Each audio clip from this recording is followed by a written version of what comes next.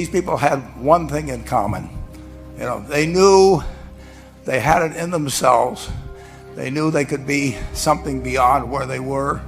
They were willing to put their time, their energies to better themselves. What you really could do with more skills, it's just remarkable. So I would like to just tell you a couple of short stories, and we'll draw maybe a couple of lessons from them. I would like to tell you of two women, each sold a business to Berkshire Hathaway, to me actually, for many, many, many millions of dollars. Both of them started with $2,500. By a coincidence, it was the exact same amount. It was everything they had in the world. And one of them was a woman who landed in Seattle in 1917, couldn't speak a word of English, had a tag around her neck. The tag said Fort Dodge, Iowa. The Red Cross got her to Fort Dodge, where she was reunited with her husband who had come to the country a couple of years earlier. And she lived in Fort Dodge for 2 years, and as she put it, she felt like a dummy. She couldn't pick up the language. She couldn't learn a word. And so she and her husband decided to move to Omaha. So they came to Omaha in 1919, and there she found a small colony of Russian Jews, so she started feeling more at home. And then as her oldest daughter went to school, she would come home, this daughter, Frances, and she would teach her mother the words she'd learned in school that day. And this woman, Rose Blumpkin, spent 20 years saving money, bringing first her siblings over, her mother and father, $50 at a time. She sold used clothing to do it. She had 4 children during this period. And by 1937, after 20 years, she'd saved $2,500. She went to Chicago and she bought what she could of furniture. Her dream had always been to open a furniture store. And this woman who had never gone to school one day in her life, with $2,500, but with the same spirit that the people in this room had about having a dream and working to accomplish that dream, she built a business which she sold to me in 1983 for $60 million approximately, and which did $1.5 billion worth of business last year. The 4th generation is working in that business. This woman, Rose Blumpkin, she worked for me until she was 103. And then she retired and she died the next year, which is a lesson to all of Berkshire's managers that premature retirement, you can't tell what's going to happen. But Mrs. B, with her $2,500, one further fact about her, she could not read or write. And she went into a furniture business, and she didn't bring anything unique in furniture, but she brought a determination to succeed. She knew she could outwork anyone else. She knew she cared about her customers. She worked at very low gross margins, but she built this incredible business. And I saw one other woman who did a similar thing with $2,500. I paid her hundreds of millions of dollars for her business. So I decided to go to the source and get these people before, I don't want you guys coming around to me asking me hundreds of millions of dollars. I'd like to join in with you much earlier. So I've followed this group, and today I'd like to tell you about one other small business person. This person, I went to buy his business from him, and he turned me down, which was very wise. But this was a fellow who was born about 8 years before I was. He was born in 1922. He was we'll call him Jack, lived in the Midwest. He was a pretty good athlete, didn't like school much. And I'm going to tell you one thing early in the story. Maybe you can figure out who the guy was. The company he built hires more college graduates each year than any other company in the United States. And this fellow, who was destined for this but did not know it, Jack, went to college for a year and then dropped out. He really wasn't that interested in school. And the year he dropped out was 1941.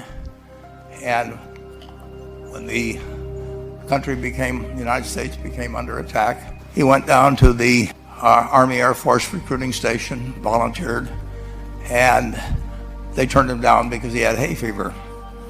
So he went over to the Navy and again volunteered, and they took him. They put him on an aircraft carrier, flew small fighter planes during World War II, got 2 distinguished flying crosses from the Navy, and then he came back to the Midwest. So now we've got a young guy. Probably by this time he would be 23 or 24 years old. And the interesting thing is, he got back to the Midwest, and he actually kind of went from one job to another for a short period of, or not such a short period of time.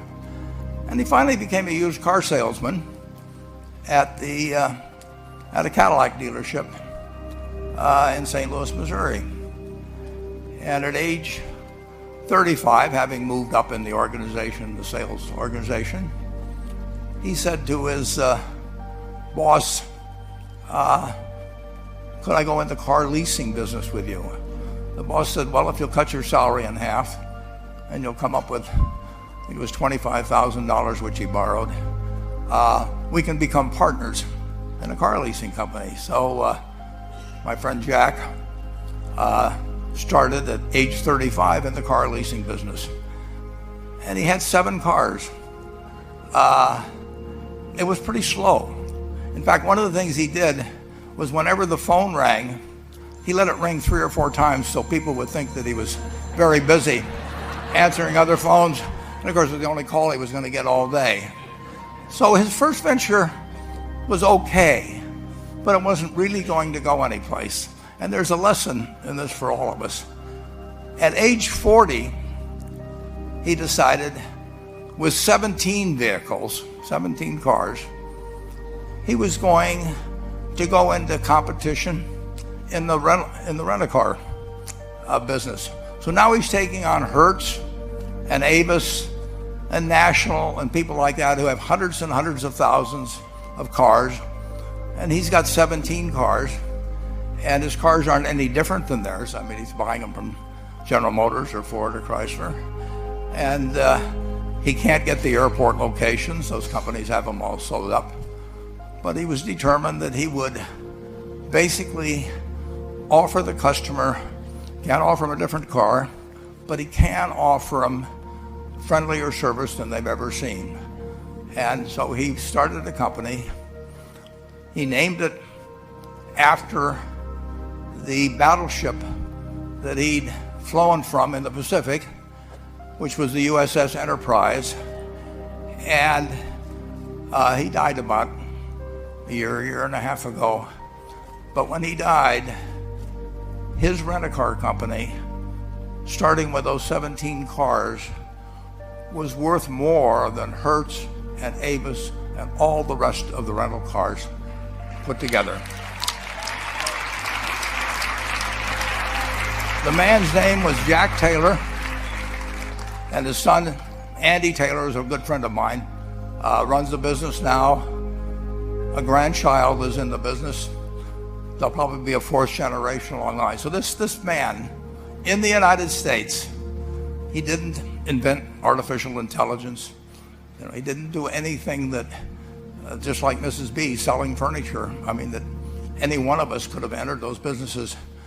But he lived by the creed, basically, of delighting his customers and working with people and establishing the relationship with them so that they in turn would want to delight the customers. He couldn't go out there and take care of every rental car possibility, but he learned how to project himself and his attitude toward his fellow man and his desire, to make a friend out of every customer, he managed to take very ordinary cars and turn them into this extraordinary business from virtually nothing. And it illustrates several points. One is, you don't necessarily get it right exactly right the first time. I mean, the car leasing business, basically you were competing on the cost of money to finance cars, and it's very hard to delight a customer when you just give him the car and tell him to send you a monthly check for 5 years and you'll be back at that time. So his talents were being wasted basically in that business. But at the age of 40, with all of that experience behind him, he found the golden key. He took a very ordinary business and turned it into an absolutely extraordinary operation. And just like Mrs. B or Rose Blumpkin did with furniture. And he didn't worry about whether the Federal Reserve was going to tighten or ease. He didn't worry about whether the stock market was up or down yesterday. He didn't worry about the things he couldn't change, but he did focus on the one thing he could change, and that was the customer's experience. And I have seen the one that got away, Enterprise. I went down to Florida and tried to talk him into selling to Berkshire, and he was smart enough not to do it. Probably the value of the company has quadrupled since I made that visit. But he was smart enough to see that he would find that business. Henry Ford, as you may know, failed twice before he started the Ford Motor Company in 1903. I mean, the test isn't whether you get the greatest business idea in the world the first time out. The test is whether you keep learning as you go along what your strengths are and what you can do for your customers, what you can bring especially to the party. And to do that, you need the education that I know you've received through 10,000 small businesses, but you need a genuine desire day in, day out to delight the customer. I've never seen a business, and I've seen a lot of businesses, but I've never seen one that delights the customer that doesn't succeed. I mean, what you want is that customer the next day when they think, do I want to rent a car or do I want to buy some furniture? What goes through their mind? It's the place where they've had a great experience. I don't know what I paid for this tie. Actually, probably if somebody gave it to me, but for the purposes of this speech, I will say I have no idea. But or the shirt I'm wearing, or this, but I do know I will remember how I was treated when I bought it. I mean, you long forget about the price, but you never forget whether you had a good experience or a poor experience with the purchase experience. And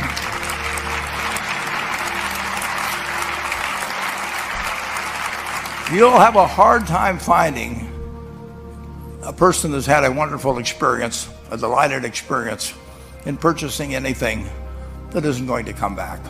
And similarly, the memory is of rudeness, indifference, whatever it may be, they're never going to come back. And as a small business owner, and as you grow, you have to not only be able to project that interest in people's well-being, in delighting them yourself, but you have to do it through other people. And you won't be able to do it through people who themselves do not feel they're being fairly treated, that their views aren't appropriately considered. So you really do have to learn to multiply yourself through other people. I advise the young people that come to Omaha We have a number of classes. In terms of your personal life, the most important decision you'll make is the spouse that most of you will likely have. And it's very important to surround yourself with people that are better than you are. You are going to move in the direction of the people you associate with. So you constantly. I've been enormously lucky in that respect. I've just had teachers and friends and a spouse that really was a better person than I was, and I had enough sense to learn from these people that life went better if you behave better yourself. It took a while. So I advise you to seek out, as your partner in business, your partner in life, whatever it may be, look for the people that actually are examples to you, rather than somebody that you think you need to straighten out yourself. And simple rules like that, delighting customers, working through other people, associating with people that will cause you to move in a better path than you might otherwise have. They will take you so far in life that it's hard to believe. I mean, they took Rose Blumpkin without being able to speak a word of English, that couldn't read or write, and they took her to what is now a $1.5 billion business. And incidentally, there's been no money put in it since the $2,500. That's been the total capital paid into the Nebraska Furniture Mart. And I think if you looked at Enterprise, I don't know their books the same way, but my guess is that very little equity capital has been added to Enterprise over the years. The business built on itself. So I want to tell you, I admire this group enormously. When I met Dr. Mello's class on September 22nd, 8 years ago, I was thrilled, and I admire people that are doing what you have done. Working hard at your job at the same time, you took on an added really a lot of hard work to further your skills. 99% graduate. I mean, that's a mind-blowing statistic. And I'm looking at 2,200 people here who I admire. I'm cheering for you, and I can tell you the best is yet to come. Thank you.